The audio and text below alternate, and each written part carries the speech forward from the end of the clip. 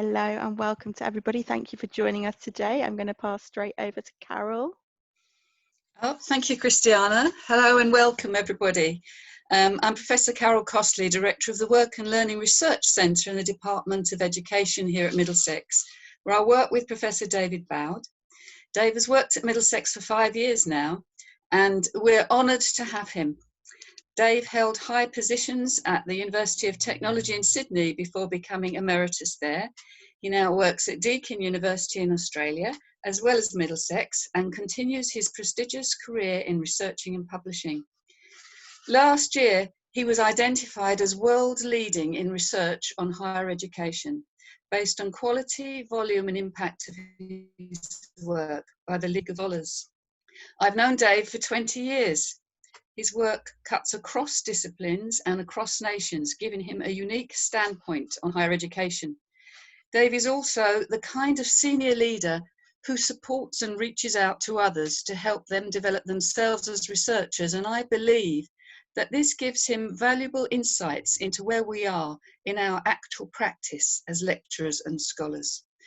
I've therefore no doubt that David Boud is absolutely the best person to lead this webinar and today, and so I hand over to you now, Dave. Well, thank you, Carol, for your very kind remarks. I'm just putting up the first slide to make sure that we can see it. Can I just confirm that you are seeing it? Yes, it's perfect. Thank you, David. Good. Well, welcome from Sydney. Here I'm in a winter's evening, but I know it's the morning in the UK, so thus I've got this backdrop which is trying to persuade me that this is mid-morning when I'm presenting here, when of course it isn't. This is Johnson's Creek, which is a local creek in the suburb in which I live in Sydney, and it goes back down there to the harbour. Moving on to the topic we're dealing with today. Over my career, I've been involved in researching and publishing in teaching and learning in higher education in many, many different roles. As a teacher, as someone involved in educational development, as a researcher, and as an editor of a journal. And what I want to do today is to navigate through some of that territory to help those of you who might not have come to grips fully with the territory of research and publishing in teaching and learning in higher education, so that you can become more familiar with it, you can ask good questions, and you can go to very good sources. So there will be some pauses. This is the process we're using. I'm going to present in 3 parts, and after each one of those parts there will be pause for questions, and Christiana's got some polling, which I don't know exactly how that will work, but that will come in at an appropriate time. Please post your questions in the Q&A forum as we proceed, and forget the next bit because that only applies to people that are not watching this live. So we might start with this poll. Can you, Christiana, can you describe what people need to do? Hi, everybody. I'm just going to launch the poll now, so hopefully it will come to you. There we go. It's been launched, so hopefully you will be able to participate now by excellent people are already putting their answers in, David. And where do we see those? I will let you know as soon as everybody has participated. I think we're at 81% of people have now voted, 83%. And I think I'll end the poll once we're at 40 seconds. We'll just give it another 20 seconds if that's okay, David, and then I'll end the poll and tell you. I think we can go from here because it's diminishing returns at this stage. Okay, great.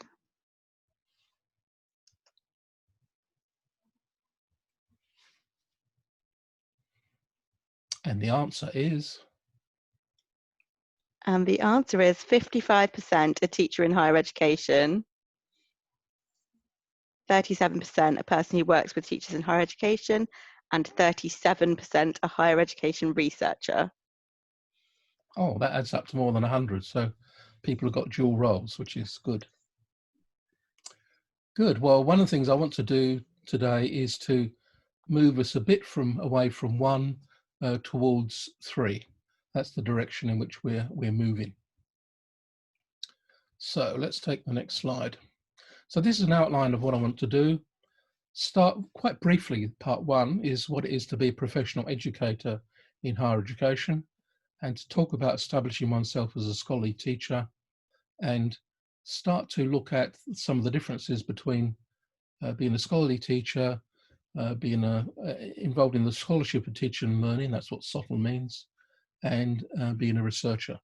Then I want to move more directly into becoming a researcher, but much of the stuff that we say that I'm focusing on in part 2 and 3 also applies to SOTL as well.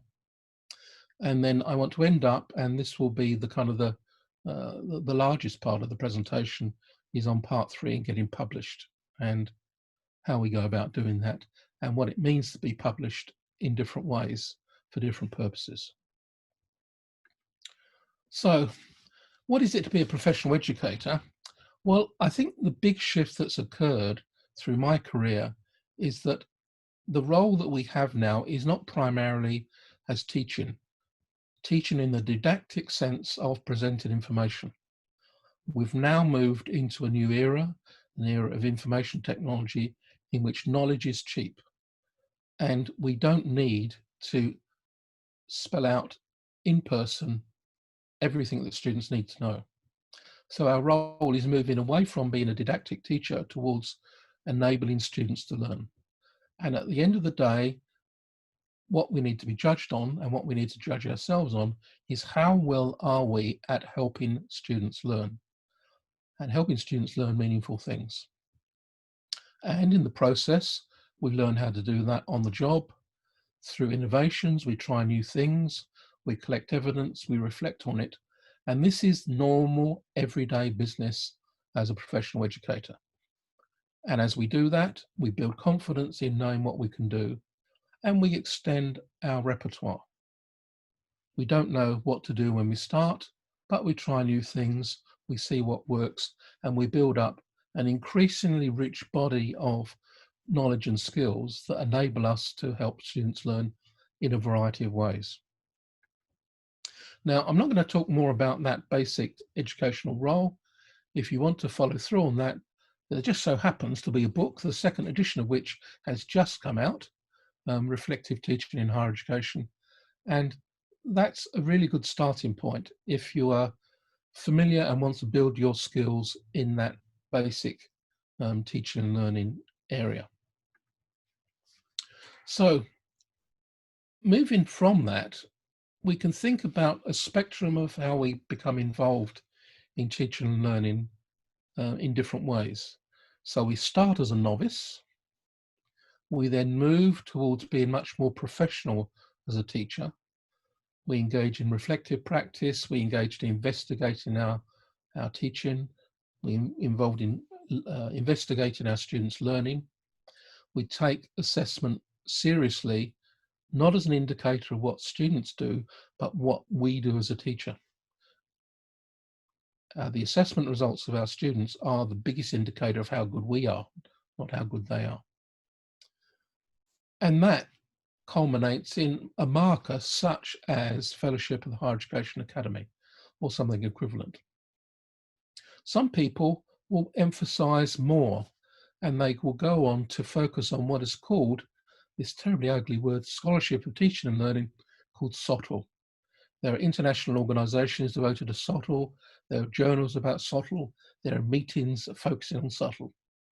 And basically that means taking one's own practice as an educator to a higher level.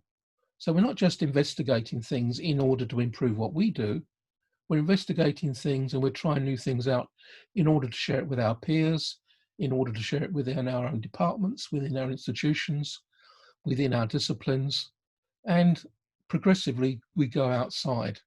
We run workshops, we make presentations, and we are then progressively identified as someone who has particular expertise in the scholarship of teaching and learning. And that's indicated commonly by higher level fellowships of the Higher Education Academy. And not everyone will take this final step. I hope most people will take the step from 2 to 3, but the step to 4 means going one further.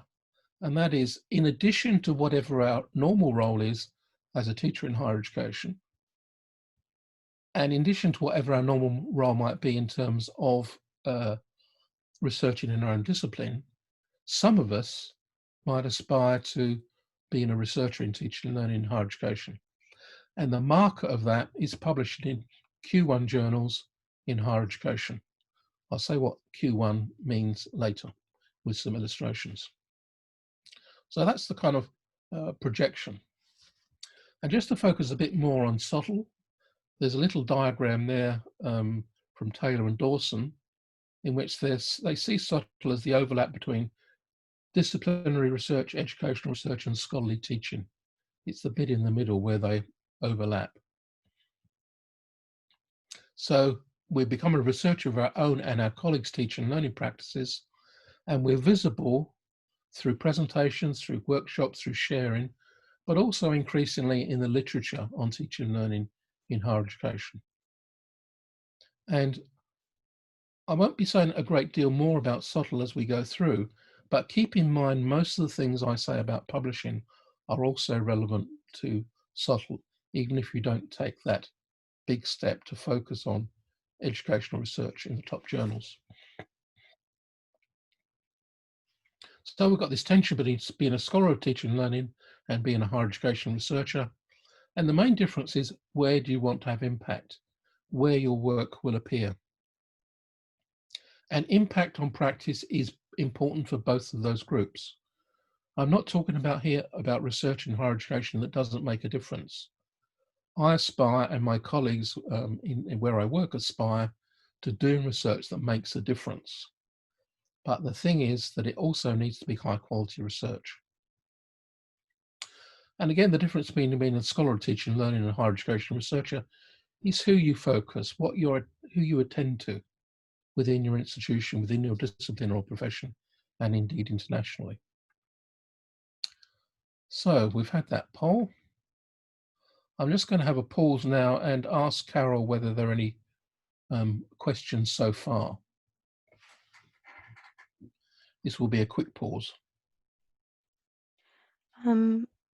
There's just one question that's come in from Elder.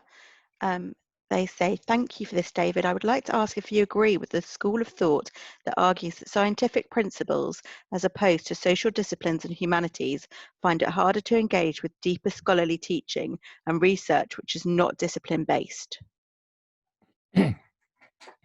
Well, I think that might be true for some people, but my experience is I've worked with huge numbers of people in the sciences and in engineering, in what you might call the hard disciplines, and they've just been just as open to research in higher education as other people.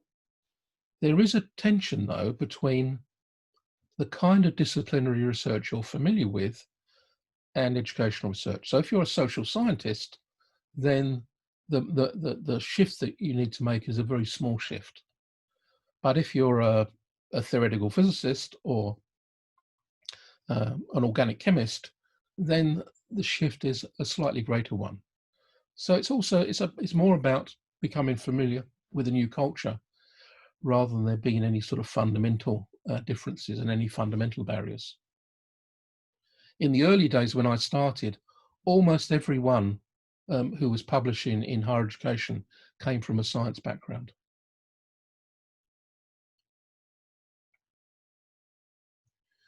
I see there's a question from Nico about examples of an article published in SOTL and one as a higher education researcher. I think they're increasingly difficult to distinguish. So most of the journals that I look at, and I'll be mentioning those by name later, the overlap between someone coming into it as from the SOTL direction and someone who is a higher education researcher, there is a massive overlap. There's only a small core of people relatively small core of people that identify as researchers, and you see there very frequently. And there's a huge number of people that publish, even in the top journals, that you might say have come from the subtle direction. So that's open to all of us. Good, I might move on now. Just try and get rid of that. Yeah. Okay. I just mentioned this about some research skills are more transferable from other disciplines. The other thing about being a researcher in one's own discipline is that you normally complete a doctorate.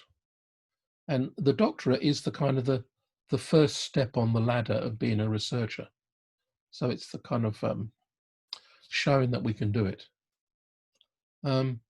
Now, it's very helpful if you do have a doctorate and you have a doctorate in your own discipline. That's a lot easier to make the transition to Sutherland research than if you don't have a PhD at all. So I always encourage my colleagues to deal with their PhD, because that's really the entry-level qualification for being an academic. But it's not a matter of what qualifications you have, but the identity you have. Do you see yourself as a teaching and learning researcher or not? And do other people see that? And who sees that in you? And the thing that's common to all research, it's about generating public knowledge. That's public knowledge that can be questioned by other people, you can have a debate about, and it's knowledge that moves discussions forward in various ways. So publishing is a fundamental marker of being a researcher in whatever area you're in. So one of the starting points is to locate yourself in the field. So what is your field? Are you an organic chemist? Are you an industrial relations specialist? And that might be your identity. But what other identities do you have? And what's the other field in which you situate yourself? Are you someone that is passionate about work integrated learning? Are you someone that has a particular interest in assessment and feedback? Now, as you will all know, you need to identify what you are in order to find out other people that are in that area. So what constitutes being a researcher in that field? And how is a researcher recognized by others within it? And we're recognized by what we do. And that's fundamental. And one of the reasons why I'm so keen on publishing is that it is a sign to other people of what you do and what your interests are. It's waving a little flag saying, I'm interested in this. Are you interested in this too? And we need to think about how we're going to become known. We know very well that very, very few people read a thesis. But if you've got a study that you've been doing, how many people will know about it? And how are they going to find out about it? You can only make so many presentations at so many conferences or so many events. It's only when you've actually got it in the literature out there that people can continue to refer to it that you can become known. And the one thing that I've learned very strongly over my career is that you put out something that you think is interesting, and sometimes people take no notice of it for many years. So don't expect a very quick payoff. That's why we need to do all these other things. We need to contribute to networks, go along to meetings, go along to subtle events. When you visit another institution, talk to them about their teaching and learning, talk to them about the research they're doing, and generally be seen. Now that's a very short burst. So the final session is going to be much longer. So just want to check to see whether there are any questions so far. Or any more questions so far? I think not. So what David, I'm going to do, yep. Deb, we've got from Pete. How do we ensure that high quality research rather than low quality research makes a difference? That happens at the very start of designing a study. We don't wait until we've done it and then we try to foist it on other people. The old model of you do basic research and then it gets applied doesn't work in the educational research space. We need to think about the act of application right from day one. And indeed, we need to involve people that are going to make a difference in terms of acting on it right from the start. So one of the kind of tips is to involve appropriate stakeholders. If you're introducing an innovation and you're going to do a study of it, think about who you want to influence and think about, do you want to take them on board right at the beginning rather than wait until you've actually got something? Because their questions might influence your study and might move it in a direction that makes the uptake of what you do far stronger than you would do if you didn't take that first step. Brilliant, thank you. And Yemi asks, how common is it to publish a protocol in research in HE? I need to clarify what you mean by a protocol, because that obviously means something in your discipline, but it doesn't mean much in HE. Yemi, if you wouldn't mind just adding some information, that would be great. Caroline also asks a question. She says, I noticed there is a lot of HE teaching and learning research that comes out of Australian universities and follow many researchers on social media. Is there a global index that indicates the standards of outcome of higher education research as opposed to looking up individuals? Also, how is social media building credibility that is not indexed as an academic contribution? Both these are things which I'm going to take up in my next section. So I might actually hold off on responding now. But the answer is that some countries are much better represented in the international literature than others. And Australia does quite well, but there are other countries that do spectacularly poorly, relatively, like the US. Thank you so much, David. Good. Well, let's move into we've got another poll now. Just want to see where you're at. So, Christian, is the poll out now? Yes, the poll is out. Thank you. Oh, actually, whilst the poll is out and you're voting, I might respond to Yemi, who's clarified the protocol. Protocol meaning that research that is not conducted yet. Yeah, that's what I mean when I talked about the kind of the research design. So if you're thinking of doing a study, then one of the things that's very important is to not just design it so that it is a good piece of research in the technical sense, but to think about it in terms of what kind of impact might it have, what are you trying to influence, what do you need to take into account, what different stakeholders might be interested in that particular topic.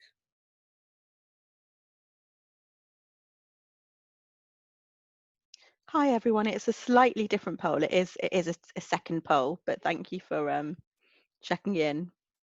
There's a fourth option, and just there's a slight variation. Thank you.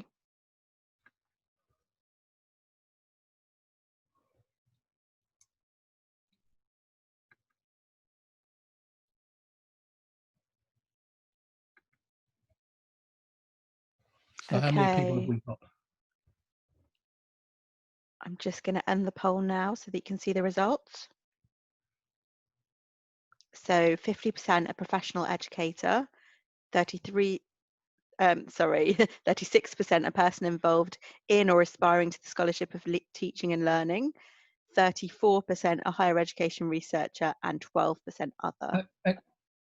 Hang on, that's not the poll that I'm looking at here. Oh, that's the first poll again that you've got.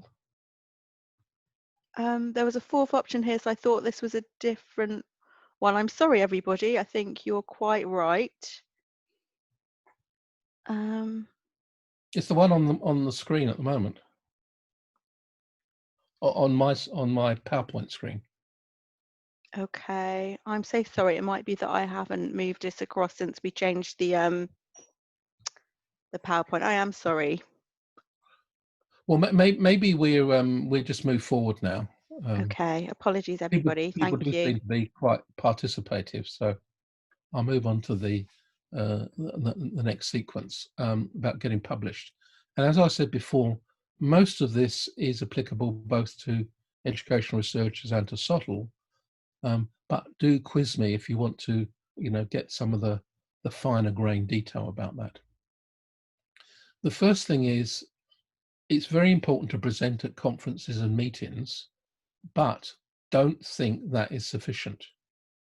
I mean, I see lots of people's CVs when they're applying for jobs or going for promotion. And the awful giveaway is when they've got lots and lots of presentations in all sorts of interesting areas, but the number of publications relative to the number of presentations is very small. Those people don't have credibility. Like, they put themselves around a lot, but what is the measure of them actually doing something that is of lasting value? Now, the other thing I'm going to focus on is that papers, rather than chapters in books or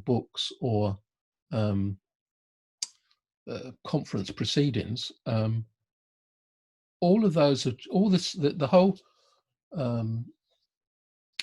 situation has changed over the last 10 years.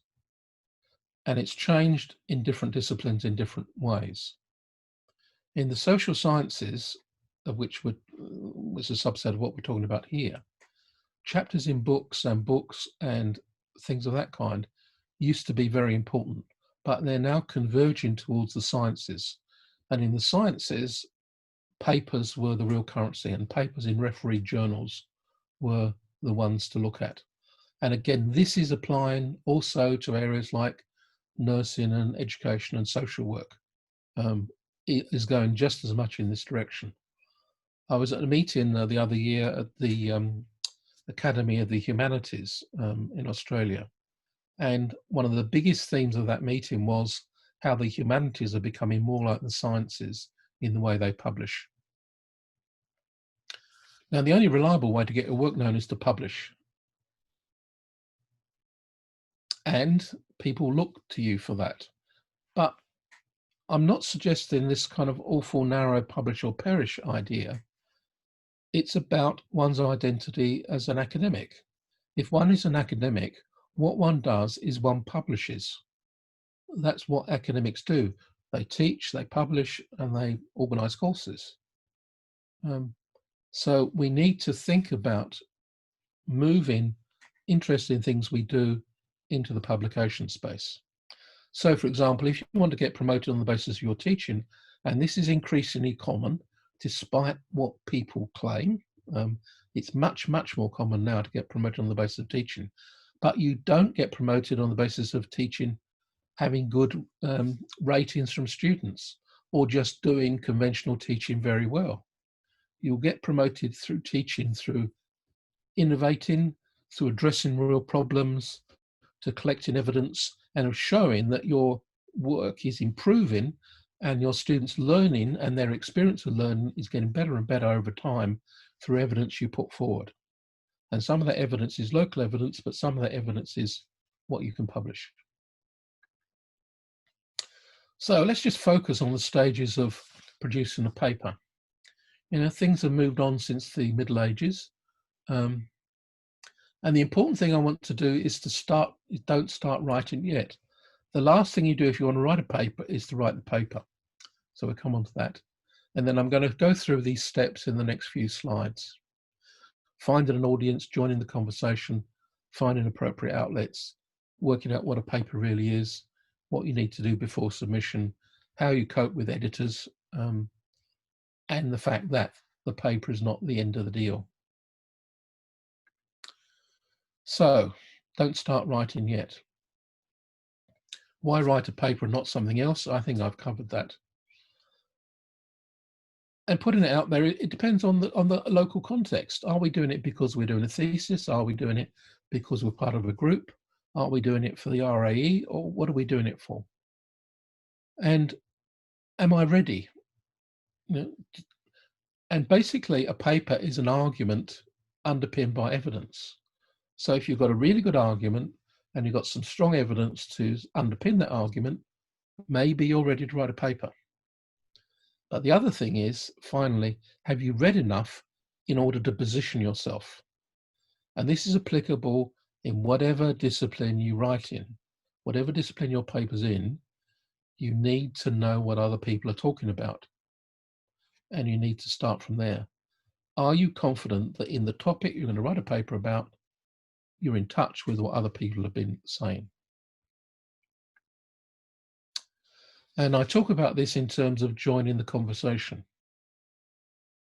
And I tear my hair out. I'm the editor of a journal called Studies in Continuing Education, and I continually get papers submitted to the journal that are about topics that the journal has never considered, that is outside the scope of the journal, and none of the literature mentioned is literature, that's got any connection with the theme of the journal. So joining the conversation, when you're writing a paper, it's just like fronting up to a group of people at drinks.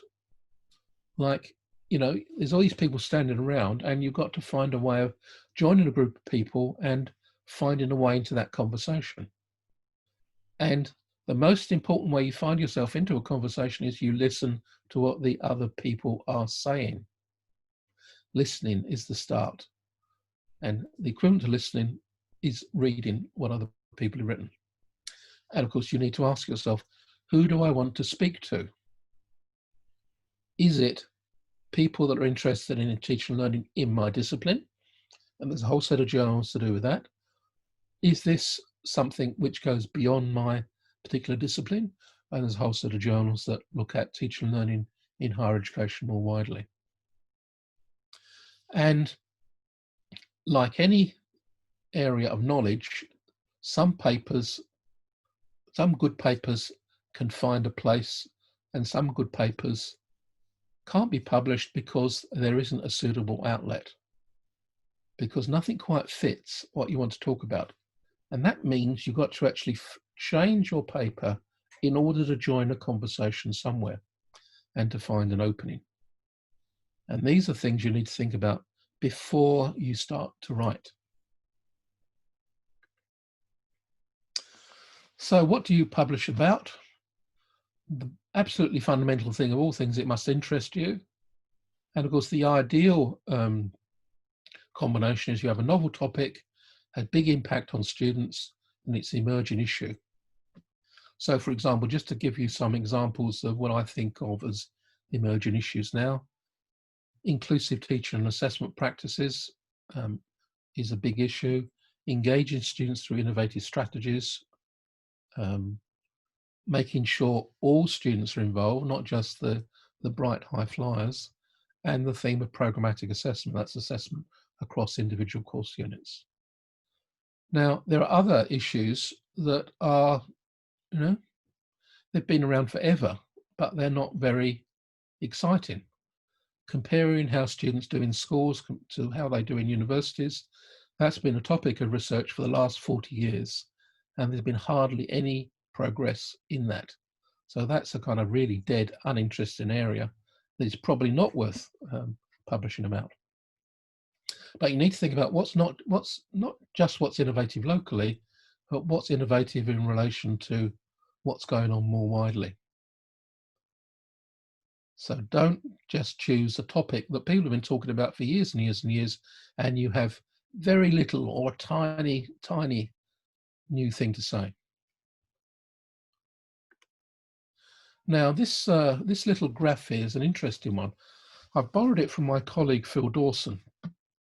And what he did was that he for a number of different topics, he plotted how many papers were published on that topic over time.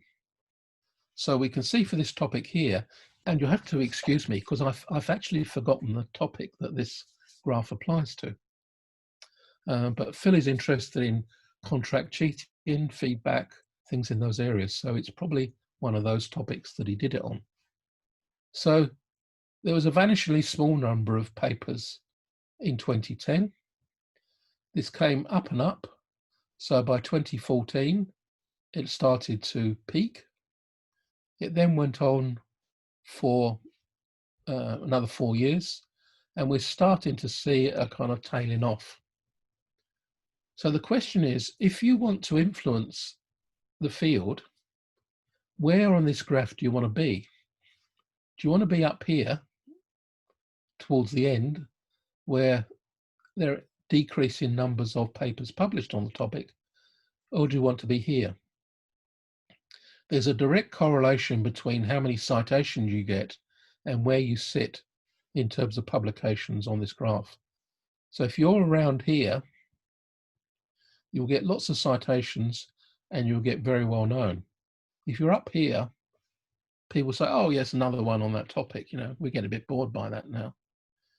So have a think about when is a good time to publish on a particular issue you're interested in, and can you turn the topic you're interested in into something that is hot and of today.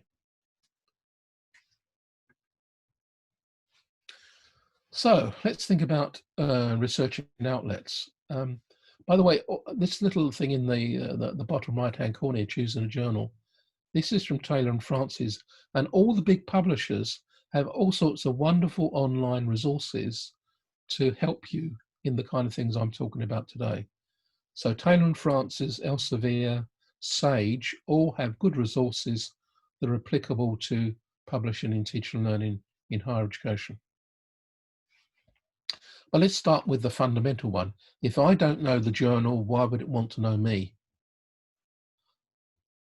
If you submit your paper to a journal that you don't read and have never seen until you kind of discovered it, what's going to happen? You will be knocked back because you will not be joining the conversation, because you won't know what the conversation is that you're joining. So researching outlets is of enormous importance. I know crudely one journal in higher education, which shall be nameless at the moment. They look, when they get a paper submitted, they look at the references at the back, and if there's no reference to a paper in that journal, it's an immediate rejection, immediate. So be very careful about when you're writing a paper. If you're submitting to a journal that you haven't referred to at all, question yourself, why am I doing this? And if you're doing that and you've got good reason to do it, you need to be especially careful at working out the joining the conversation bit at the start of your paper. You also need to think about where do you want your work to be positioned and what field you're in. And that goes to whether it's a disciplinary teaching and learning journal or a kind of a mainstream teaching and learning journal. And what is the status of the journal? Now, Shimago, and there's a link on the next slide, does a rating of how much each journal gets cited. And Q1 is the top quartile. So all the journals in education, for example, are rated, and that's a massively long list. And the top quartile is the top quarter. And that's where you want to be. And online journals, people say, oh, well, you know, we need to get it out online nowadays. Well, the first thing is all normal journals are published online as well. The issue is whether they're open access or not open access. But if you're employed by a university in most countries, I stress most, not all, then you can normally access those journals without them being an online journal. There are no really good online journals in teaching and learning in higher education. There are plenty of online journals, but none of them are really good. And they're mostly not places where you're going to get very well read or cited. So this paper came out, was published, well, just about a month ago, and it's titled The Prestige Economy of Higher Education Journals. So I talked about the Q1 ratings, but this study actually looked at empirically what papers get cited in what journals. And it came to some very, very interesting conclusions. one of which is the rise, the fall of the US. There's an absolutely striking reduction in the number of papers published by authors in the US in the field of higher education over the last however many years it is, 10 years, or 10 years or so. And there's a rise of other countries, a great rise from continental Europe, great rise for East Asia, and a pretty good rise from Australia. But they were always quite active anyway. So this is the list. You know, you can get hold of these slides later to see what they are, but these are the top rated ones. So you'll notice that the paper that I'm referring to was published in Higher Education, which of course is the top rating journal. So if you've got a really interesting paper, go for the best. The American journals are this one here, Research in Higher Education, and the Journal of Higher Education, and they're in the process of dropping further and further down the ratings. They used to be right at the top, and now Higher Education is published from continental Europe. Studies in Higher Education is UK based. Assessment and Evaluation in Higher Education is UK based. Higher Education Research and Development is Australian based, and so on. So these are the names of some of the Q1 journals in teaching and learning in higher education. And just to give a bit of colour, I'm actually given the front pages of some of them. And if you go to this URL, Skimago, that is the place where you find out where they all rate. And it gives you all sorts of analyses. But just as an aside, we need to distinguish between our aspiration to get in a highly rated journal, which means that people will see our work, and when we're assessed for promotion, some people, some faculties, some universities judge the quality of people's work in terms of the quality of the journal they're published in, which is an error. People's work should be judged upon what influence it has on other people. So it should be judged in terms of citations, not just crudely in terms of what journal it appears in. Now, of course, if you're in a Q1 journal, you're much more likely to get cited, but it misses out on people that do a fantastically good piece of work outside this range, and they should be recognized. And often, in some places, they're not. Okay, let's move on to what a paper is. A paper is not a conference presentation. It's not a report. It's not a book or a book chapter. So it's a very discrete communication located in a specific area which argues a case based upon evidence, and it's limited. When people try to publish something from their PhD, they always try to publish a paper that's much too big. One of the real challenges is to work out how many papers and of what kind can emerge from a doctorate. Be very careful about playing with the genre. Doing something that is clever is okay, but it doesn't really work. Because people find papers nowadays through search engines of various kinds, you need to say what your paper is in the title. It needs to be obvious and upfront, and cute titles are almost always out. And just to show you they're not always out, I mentioned this paper in the corner here. It's called Mess, Stress and Trauma, Students' Experiences of Formal Contract Cheating Processes. This is from some of my colleagues at Deakin, and the first author is from the Student Association. And what they've managed to capture is that they've got a cute quote, mess, stress and trauma, which is eye-catching, but it actually explains what the paper's about. And it's got a subtitle which positions it exactly.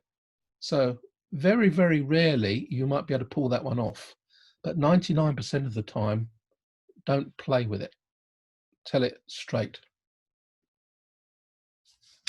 So before you submit to any journal, you need to ask yourself a question. if you're writing it for this particular journal, exactly what does it need to satisfy? And you need to work that out, not just by looking at the rules and the referencing conventions and how long it should be. Of course, you need to do that. But you need to actually read papers in that journal to see how they go about their business. And ask yourself, would my paper using this argument fit there? And indeed, the second question, what would any reasonable reader of my paper in this journal expect of it? As an editor, the worst thing about almost all the papers I get is the abstract. Abstracts are not abstracts. There's a whole lot of rules about writing a proper abstract. Look them up and follow them. Follow the referencing conventions, of course, but don't load your paper up with ephemera. And by ephemera, I mean conference papers, websites, things that if you went back there in a few months' time, they might have disappeared. Show it to your peers, but don't just show it to any colleague. Yes, do show it to a mate. That's fine. But your mate is not going to tell you whether it works for this journal. So you need to find a colleague that's familiar with this particular journal that you're going for. And I hardly need to say it, but agree authorship in advance. You get awful disputes between, if you've got 3 authors or however many authors you have, and they disagree amongst, well, first of all, should they be an author? And secondly, what order should they appear in? Increasingly, universities have policies about how you allocate authorship. And of course, they vary from discipline to discipline. So work out what it is for higher education and not medicine if you're from medicine, because it does differ. Okay, the next stage is getting it past the gatekeepers. And who are the gatekeepers here? Well, you think, oh, well, it's the editor. No. The editor of the journal is not the first gatekeeper. The first gatekeeper is the editorial assistant, who's probably some PhD student trying to earn some extra money, or somebody who's in a casual position. And what they do is that they check to see that you conform to the journal guidelines with regard to length, with regard to referencing. Are all the files you're supposed to load there? Have you anonymized it so that you can't be recognized? Do all those things, because if you don't do those things, you won't get it past the editorial assistant, and the editor will never see the paper. The second person who sees the paper is what I'm calling the managing editor, but they might have all sorts of different names. It might be the editor-in-chief, it might be the co-editor, there's all sorts of different names. But for each journal, there is one person that is the academic who oversees the allocation of editorial work to whoever else is on the editorial team. And that's what I want to focus on now. I'm referring to what I do, because I'm the managing editor for studies in continuing education. And I've talked to other editors, and although mine is not firmly in higher education, we do publish in higher education, but not widely, particular things in that area. These questions are general for almost all papers. So the first thing we do is we do not start by reading your paper. Okay, that is not the first thing we do. The first thing we do is look at the title and we look at the abstract. And the first thing is, does it fit our scope? So it could be rejected at the desk because it doesn't fit the scope. If the title and abstract don't make sense, it can be rejected, because if the abstract doesn't make sense, what is the point of reading the paper? The next question that I ask myself is, does it join our conversation? So there's all sorts of conversations going on. Does it join the one in my particular journal? And many papers get rejected because it doesn't join up. And the final thing before reading the paper, is it too parochial for an international journal? Now, if an obscure part of the world or an obscure part of a particular country is mentioned in the title, it's almost a guarantee that the paper itself is going to be too parochial. This doesn't mean to say that we don't, and you and you can get published things that are done in a particular context, in a particular obscure part of a particular country. That's publishable, but if you frame it that way, then you're not going to get very far. You need to speak to a problem that is beyond that local context. Yes, it's focused on that context, but it needs to speak more widely. The next thing we do is to read the paper very lightly. So this is very much a skim read. Like, you might spend, less than 5 minutes on the whole paper. And there's a question that comes up: has the obvious literature been included?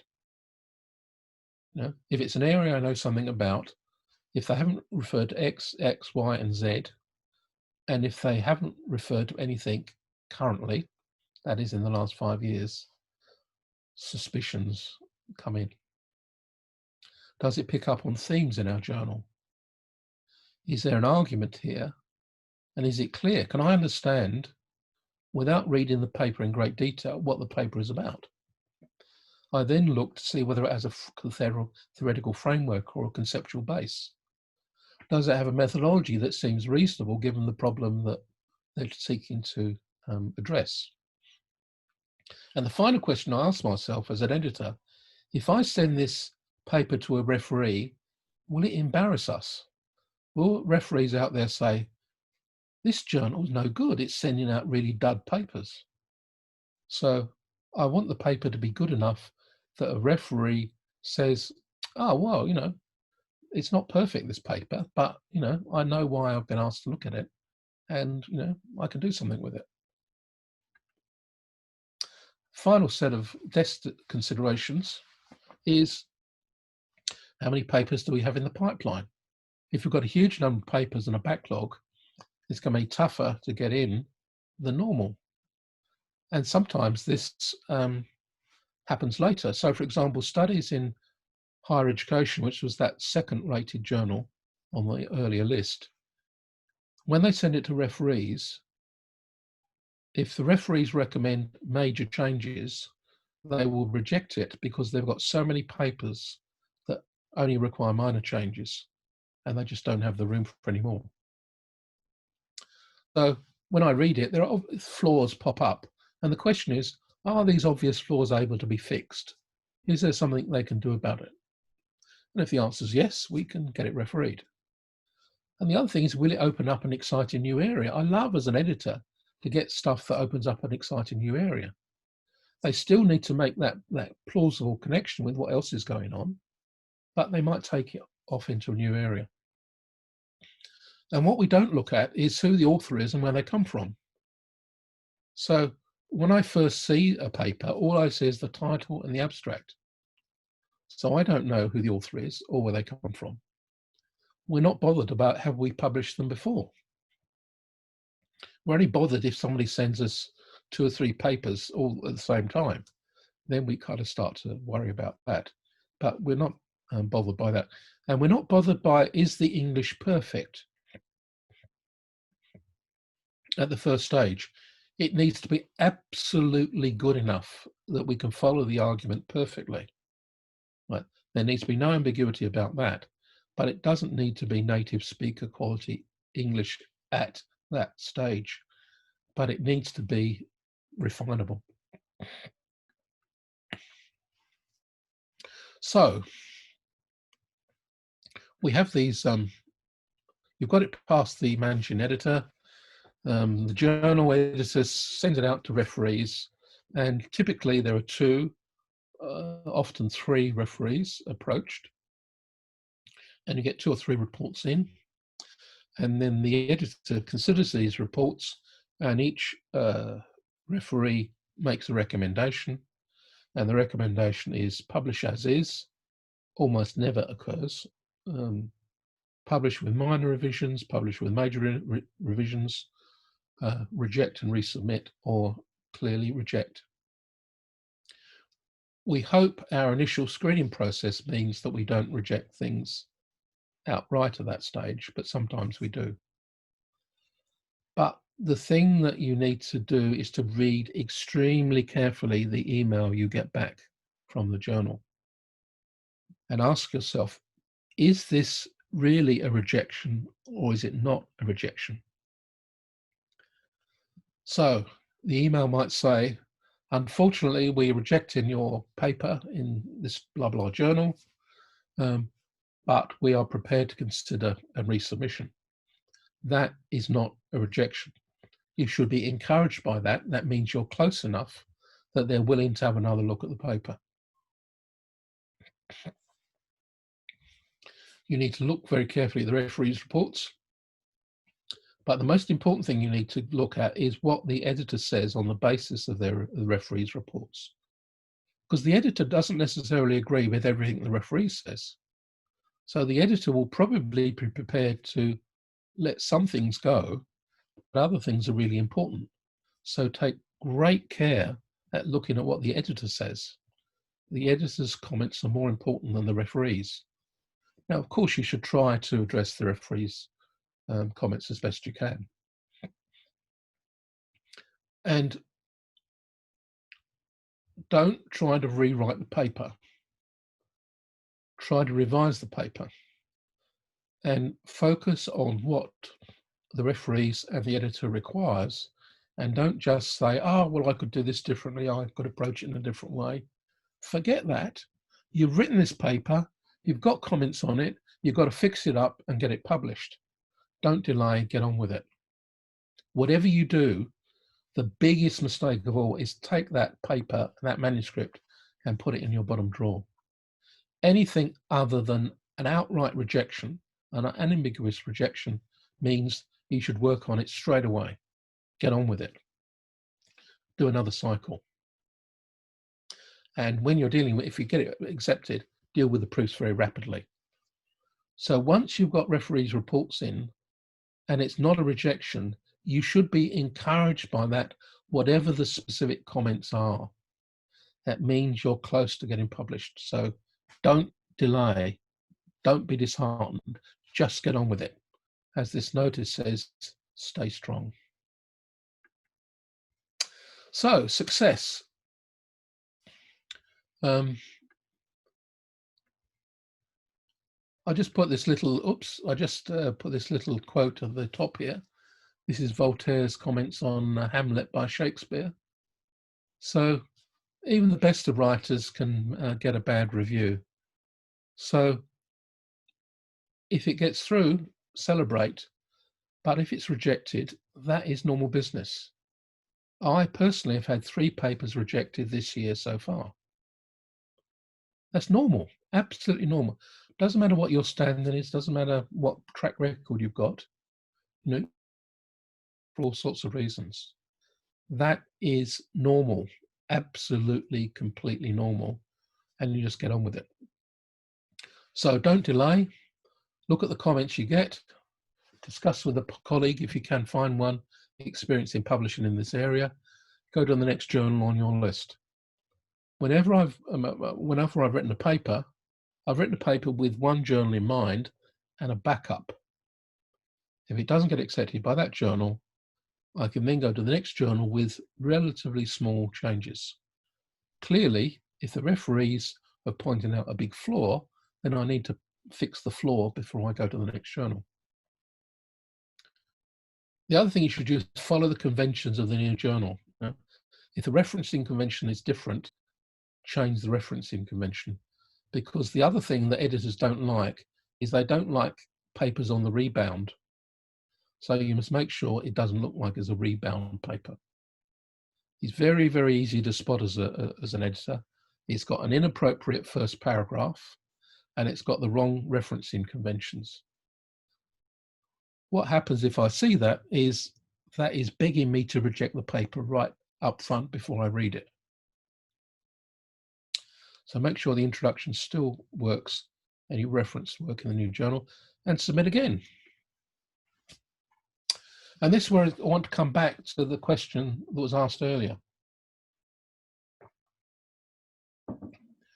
A paper is no longer now, in the era of social media, the end of the story.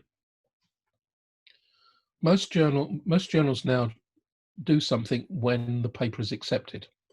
It used to be that when a paper was accepted, it sat in a box somewhere until there was enough papers to fill up the next issue, and so on and so forth. And often there was a big time lag, sometimes a year or even 2 years before the paper comes out. What happens now almost universally, is that it goes into a thing called online first. So it gets accepted, you get the proofs back in a few weeks, you correct the proofs, and a few weeks after that, it appears in online first. So that's available to anyone that is in an institution that subscribes to that journal. If you're not in an institution that subscribes to the journal, all you can see is the abstract. So if you want the paper, you'll then have to contact the author direct. So, do you tweet about it? Do you blog about it? The answer is yes. I don't tweet and I don't blog, but then I've got a bit of a backlog, catalogue that I'm known for. So people look out for what I publish. So, but if you're new to the game, tweet about it, blog about it, put the citation with a clickable link in your email signature. Monitor the citations to it in Google Scholar. Look it up in Google Scholar, see how it's going. Make sure it's in the university repository. Add it to your website. Join ResearchGate. Make sure it's in ResearchGate. Make sure the accepted version is in ResearchGate. And then what other spin-offs can be considered? Is it on a topic, and this applies both to SOTL and to research, where you can run an event or a workshop? So, for example, at Middlesex last year, I ran a session on assessment in work integrated learning. So this is a paper that a research study we'd done last year or the year before, and we'd written it up, got it published in Assessment and Evaluation in Higher Education, but it had all sorts of practical implications. So I've run some workshops on that. And in fact, I'm just about to publish an assessment guide, how you assess work integrated learning, which should be out in the next month. And what do you want to build on? How are you going to build on this paper for your next contribution? So it's not a matter of getting one paper out there, it's getting things out there as normal, everyday business. So this is the final, almost penultimate slide. So act like a researcher, engage with your teaching and learning peers, and learn how to recognize what's important. Meet researchers in teaching and learning beyond your immediate sphere, beyond your immediate institution. Do you know them? People are very willing to respond to you.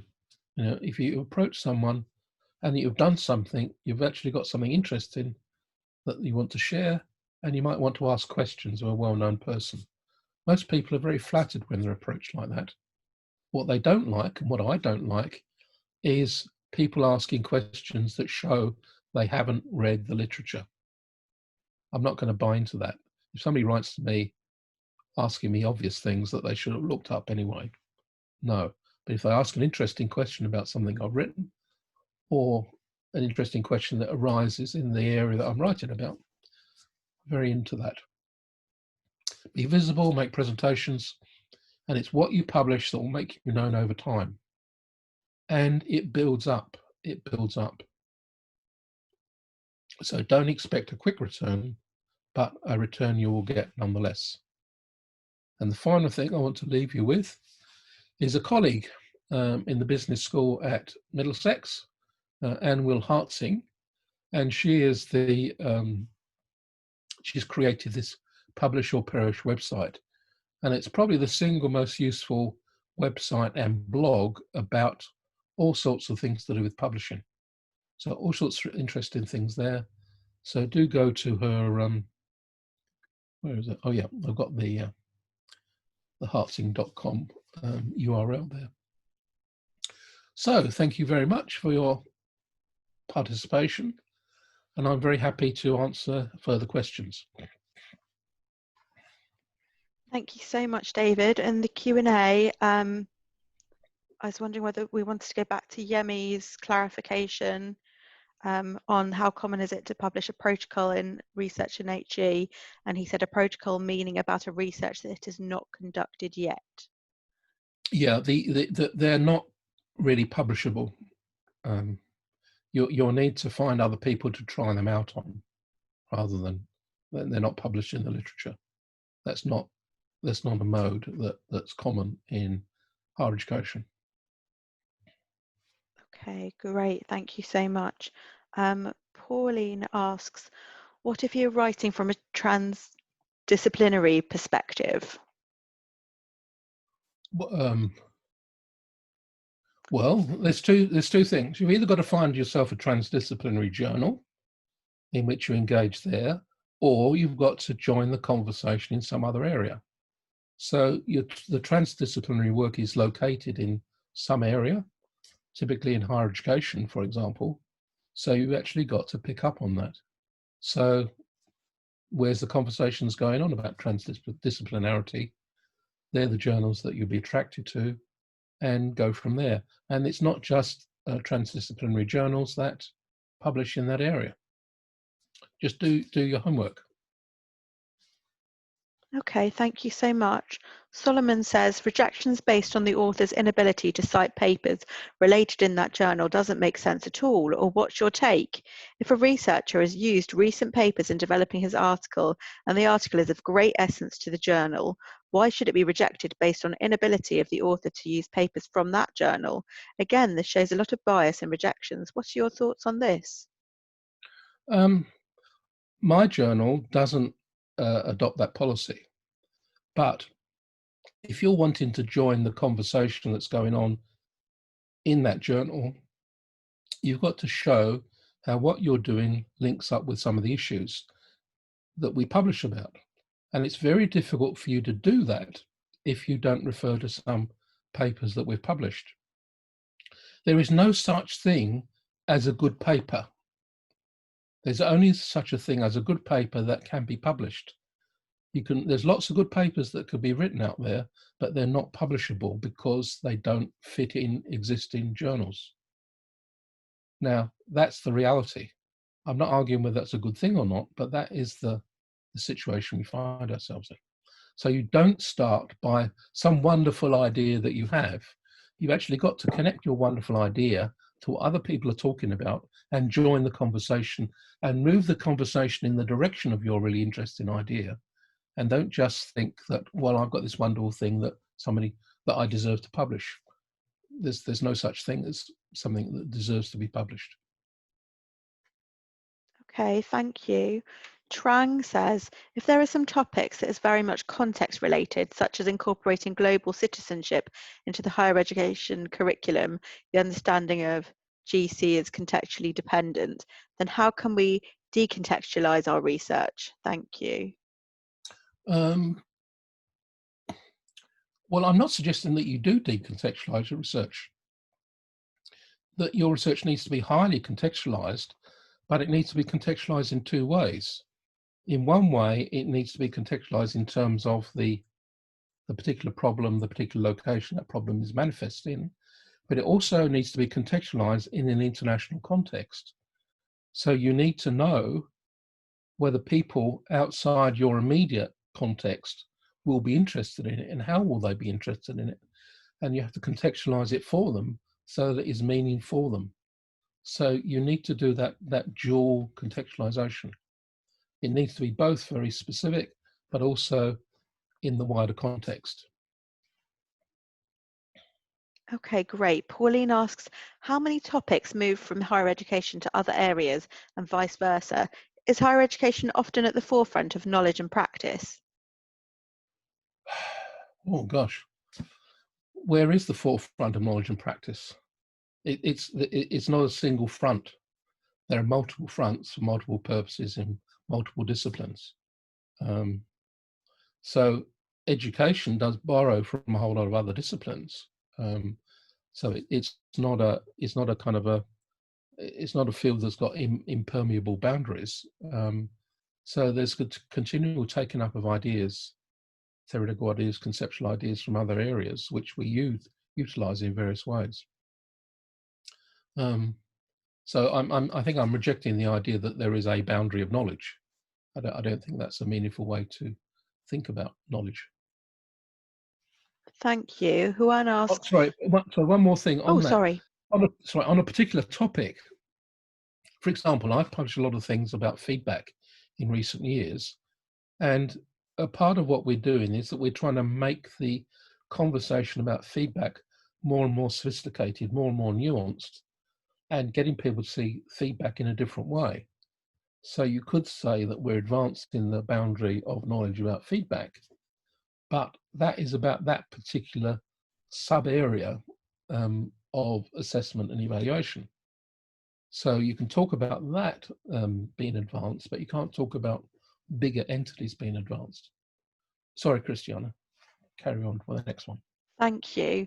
Juan asks, many of us are going through the selection of ref outputs. In your opinion, David, how do you measure the high quality research of a paper? Is using impact factor citations sufficient? Would you rather submit a paper published in high ranked conference, in a highly ranked conference, than a paper published in a so-so journal? Well, there's two levels to ref. One is that we need to get our papers in highly ranked journals, because that means there's a kind of a quality control to that paper right at the start, so that people reading that paper will already be more positively inclined towards that paper if it's been published in a Q1 journal, for example. The way the ref works is that all your papers that you submit get read individually. So there's a reading of that paper by someone on the ref panel. So that there's a kind of twofold thing. In the Australian context, there's a and I'm not quite familiar with the UK context, but for our equivalent, some disciplines go purely by citations. So they use purely citation measures to work out quality of papers. But education is an area in which peer review is used exclusively, just like the ref.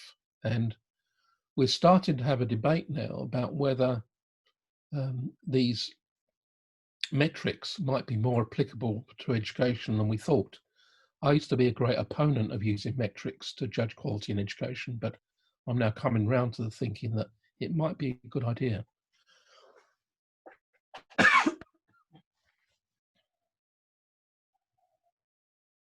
Okay, thank you so much. Solomon, in continuation of his previous question, said, there are lots of issues with regards to rejections.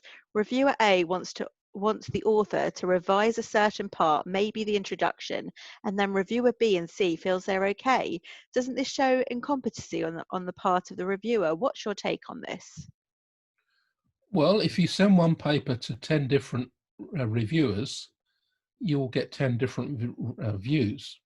And some will focus on one part of the paper, some will focus on another part of the paper.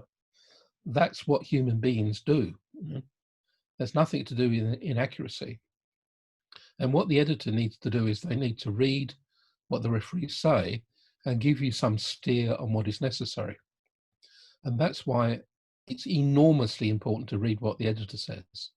If the editor says, you must do this, you must do it. Otherwise, you're not going to get published in that journal. It's possible to have, I'll give you an example from my own experience. I once had a paper that went to a particular journal, and there were two referees' reports, both of which said major change. And there was absolutely nothing in common with the two reports. It was completely impossible to revise the paper along the lines of one of the referees in a way that would have satisfied the other one.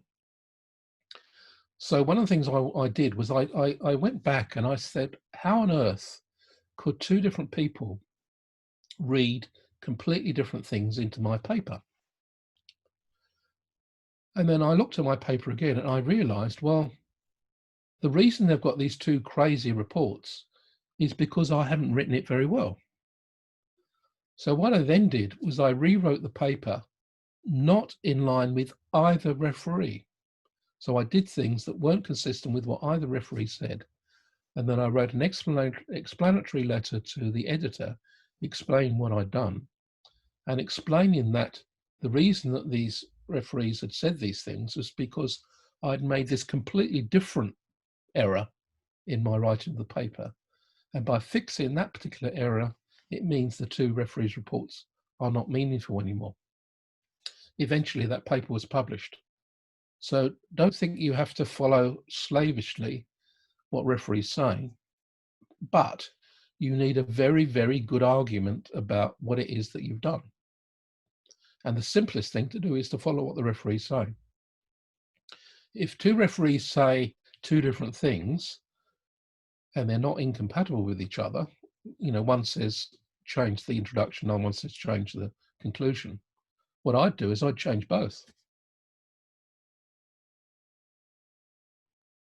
Thank you so much, David. Ayadatifa asks, why can't journals use a generic format for manuscripts and then ask for all the required formatting after manuscript has been accepted? It is an onerous task to get manuscripts ready for submission through the various online editorial platforms. I can just agree with you. I mean, yes, that there is an increase in convergence, and there is an increase in, well, we have technological fixes. We have things like EndNote that can produce your references in different formats, depending on the nature of the journal, at a click of a button. So it's much easier to do than you might think. But you have to set things up in EndNote to start with. And of course, that's something we now train all our research students to do. So keep in mind these technological fixes, because they will make some problems a lot easier to address. Thank you. Saley says, many thanks, David. Do you think that a research monograph may count for 2 refereed articles for ref purposes? The most important response is look at the rules. Look at the rules very, very, very carefully. If they say it can, then it can. If not, no. So I think if it's unclear, then you need to consult the person in the institution that you're working in and get their advice on that. Now, for example, in Australia, we have this rule of thumb. If you've got a big monograph, then that normally counts as 5 papers. So if you've written a book with an international publisher all on your own, then that counts for 5. But you need to look at the local rules. Okay, thank you. Stephen Cranfield says, are some types of methodology more economical for busy practitioners than others? So if you have very limited time for educational research, are there any methods you should prioritize? For example, action research, cross-sectional surveys? The starting point must always be, what do you need to do to address the question you're interested in? And that should override the economy of how you do it. Now, it may mean that when you look at that, you realize that, if that's the question I want to address, I don't have the time to do it. So it may mean you have to change the question you want to address. So I don't start with methodology. You can use just about any methodology economically or expensively, but the most important thing of all is a very, very good match between the question you have and the methodology. So try to deal with that up front and not through a focus on one methodology or another. And by the way, action research is actually very problematic because, again, as a reader of many papers, there are really good action research studies, but by and large, action research is a methodology that people use when they're not very good at doing research. That's not a criticism of action research, it's a criticism of people that reach to it too quickly. Thank you. Solomon says, can we have a universal format for writing research papers which will cut across all disciplines, so the views about what formats to follow which in most cases vary with journal, could be reduced to minimal?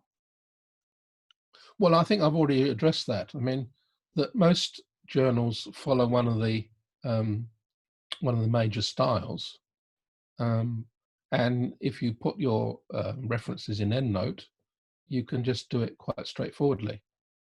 The thing is that there is no kind of fat controller over publications, that it is a completely and totally distributed activity based upon volunteer work, which means that you will never ever get consensus amongst people in different disciplines, in different countries, in different ways. What has happened over time is that there is a much more limiting view of styles, and the styles in the area of teaching and learning in higher education are all pretty similar, right?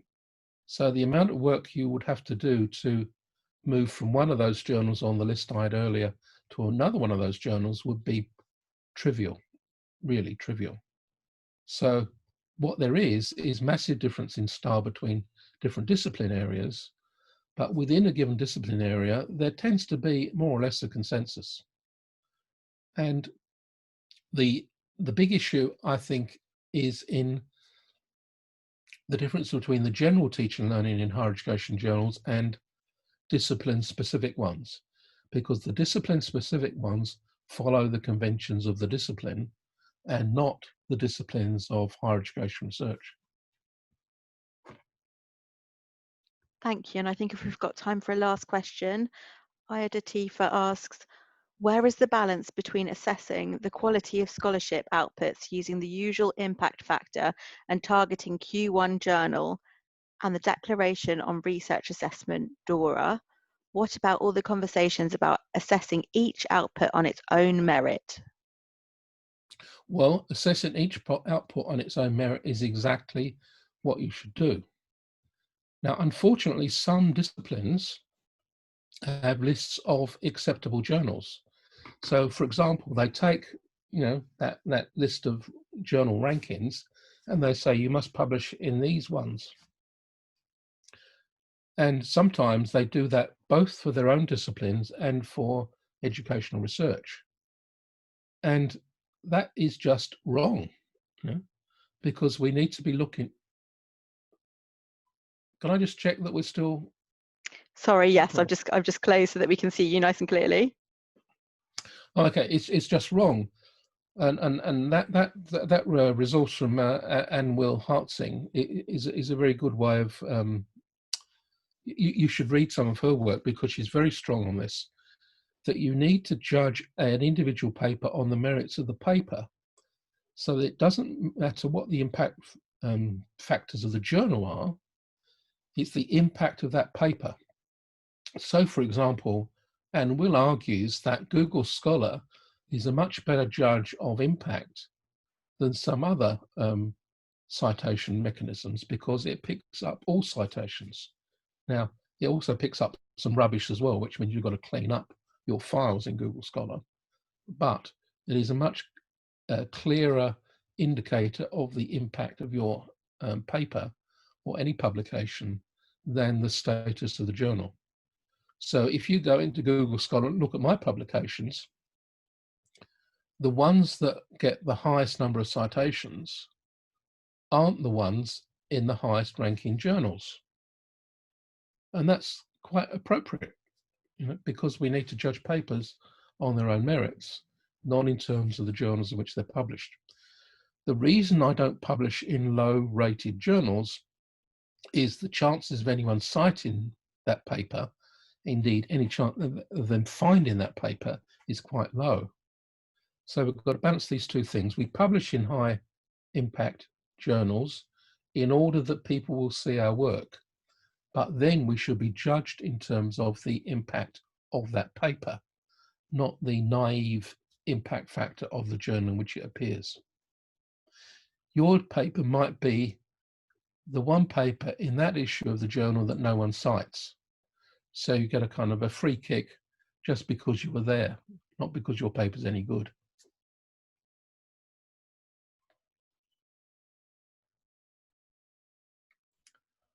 Brilliant. Thank you so much, David. That was absolutely incredible. Carol's back with us also. There were 2 hands raised by David and a Chi. I asked them both to send us a message in the Q&A, but I haven't seen anything. So David and Chi, if you did have anything that you desperately wanted to ask David, please do pop something in the Q&A, or let us know. We can make you live if you wish to ask a question. But I know we're kind of getting towards our last 3 minutes of our session. But I'll just pass over to Carol, but just wanted to thank you so much, David. That was amazing, and we're really, really grateful. Thank you. Oh, let me just unmute you. Oh, Carol, we're just having a problem with the muting. Oh, Okay. sorry. Am I unmuted? Yeah, just to say thank you as well to David. I think that was brilliant as usual. And also to everybody that put in their questions, really apposite questions. And I think that made it really nice, rounded experience for all of us. So thank you, everybody. And David, are you happy for me to share your slides at any point, or Yes. would you send me anything that you're willing for me to send around? I think a few people have asked if that's okay. No, just share the version that I sent you most recently This morning. Okay, and thank you so much. if That's anybody wants to amazing. follow up, then they can use the email on that the second slide. Great, and thank you on the Well, chat, thank you very much everybody's for your active participation. I appreciate that. great. Lots of people saying thank you so much and inspiring. Lots of lovely comments. Thank you, everybody, for attending. We're really grateful. Right. Cheerio from Sydney. Take care, David. Bye. Bye, Bye, Carol. everybody.